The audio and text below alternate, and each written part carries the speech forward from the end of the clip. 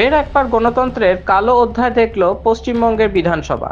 সেনার পাশে দাঁড়ানোয় বিরোধী দলনেতাকে সাসপেন্ডের প্রতিবাদ করায় মার্শাল দিয়ে কার্যত ঘাড় ধাক্কা দিয়ে বের করে দেওয়া হলো বিজেপি বিধায়ক তথা বিরোধী দল বিজেপির মুখ্য সচেতক ডক্টর শঙ্কর ঘোষকে। বিরোধীদের কণ্ঠরোধ করতে তার সঙ্গে সাসপেন্ড বিজেপির আরও 6 বিধায়ক। ঘটনার সূত্রপাত দুদিন আগে। বিগত 1 মাস ধরে সেনাবাহিনীর জায়গায় মেয়র রোডে মঞ্চ বেঁধে রাজনৈতিক অনুষ্ঠান করত তৃণমূল কংগ্রেস। সেই মঞ্চের অনুমতির মেয়াদ ফুরিয়ে যাওয়ায় মঞ্চ খুলতে আসে সেনাবাহিনী। সেই স্বাভাবিক ঘটনাতেও রাজনৈতিক রং লাগানোর চেষ্টা করে তৃণমূল। বলা হয় বিজেপির প্রয়োজনায় নাকি রাজনৈতিক উদ্দেশ্যে মঞ্চ খুলে দিয়েছে সেনা। সেই স্থানে হাজির হয়ে যান মুখ্যমন্ত্রীও। সেখানে তিনি সেনাকে নানাভাবে অপমান করেন। বলেন তাকে দেখে নাকি পালিয়ে যাচ্ছিল 200 জন সেনা।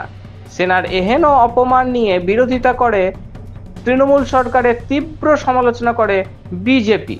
তার পরের দিন অন্যায়ভাবে আটকানো হয় সেনার গাড়ি। বিধানসভায় তৃণমূল সরকারের এই প্রতিহিংসামূলক আচরণের প্রতিবাদ করেন বিরোধী দলনেতা শুভেন্দু অধিকারী। তাকে সাসপেন্ড করেন বিধানসভার অধ্যক্ষ বিমান বন্দ্যোপাধ্যায়।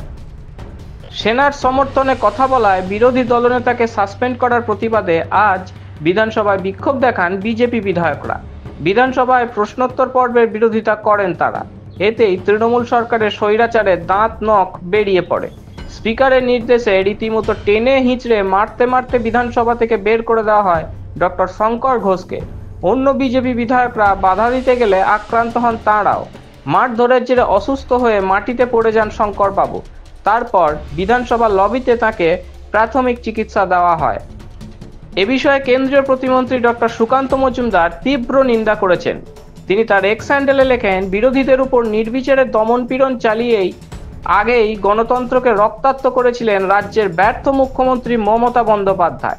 কিন্তু তার উপস্থিতিতে আজ পশ্চিমবঙ্গ বিধানসভায় যা ঘটল তা শুধু চূড়ান্ত নিন্দনীয় নয়, বরং তৃণমূলের রাজনৈতিক হিংস্রতার সমস্ত সীমানা অতিক্রম করার জঘন্য নজির। গায়ের জোরে দম্ভ আস্ফালন করে বিধানসভার পবিত্রতাকে কলঙ্কিত করার অপচেষ্টা আজ তুঙ্গে পৌঁছল। বিজেপি পরিষদীয় দলের মুখ্য সচেতক তথা শিলিগুড়ির বিধায়ক শঙ্কর ঘোষকে কার্যত বর্বরতার সঙ্গে টেনে হিঁচড়ে কক্ষ থেকে বের করে দেওয়া হলো সেই ব্যর্থ মুখ্যমন্ত্রীর সামনেই, যার নেতৃত্বে একসময় বিধানসভায় ভাঙচুর চালিয়ে ক্ষমতায় এসেছিল তৃণমূল কংগ্রেস। ব্যুরো রিপোর্ট, মাধ্যম।